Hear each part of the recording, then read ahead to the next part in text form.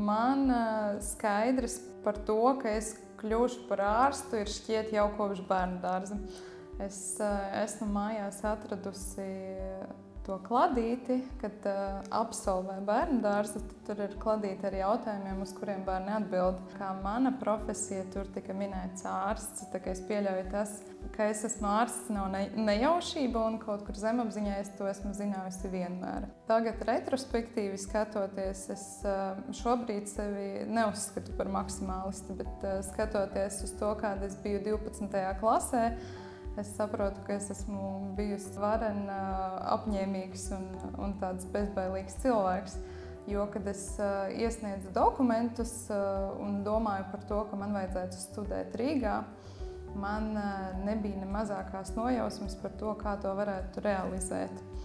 Jo es esmu uzaugusi ar saviem vecvecākiem, ar vecmammu un vectēvu, kuru pensijas ir salīdzinoši niecīgā apmērā, un tagad tā skatoties, es saprotu, ka finansiāli bez papildus palīdzības, bez šīs ergo stipendijas, mana studēšana būtu ļoti, ļoti apgrūtināta un ierobežota. Un jautājums ir par to, vai es vispār to varētu pacelt.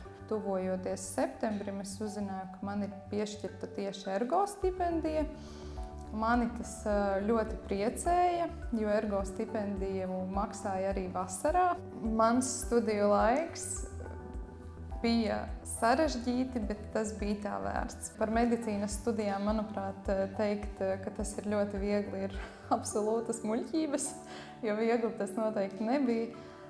Tas bija paveicams, bet tas noteikti prasīja tādu lielu mērķtiecību un gara spēku. Manā darbā man visvairāk patīk redzēt cilvēku pateicību un novērtējumu.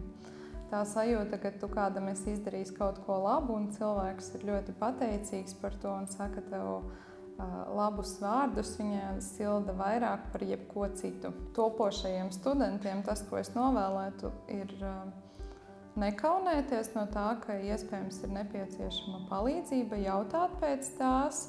It īpaši tas attiecas uz tiem jauniešiem, kam ir kādas sarežģītākas finansiālas situācijas, jo es esmu dzirdējusi dažādus stāstus arī par to, ka labāk es pats, es neko nelūgšu, es sākšu strādāt, bet jāatceras, ka studiju laiks primāri ir domāts tieši studēšanai. Novēlētu saglabāt šo te ideju par šīm stipendijām. Es noteikti vēlētos redzēt arvien vairāk stipendijātu, jo tas, kas vienam liekas pavisam mazs solīts, citam ir vesels lēciens. Un tas, ko es novēlu ergo, ir lai top.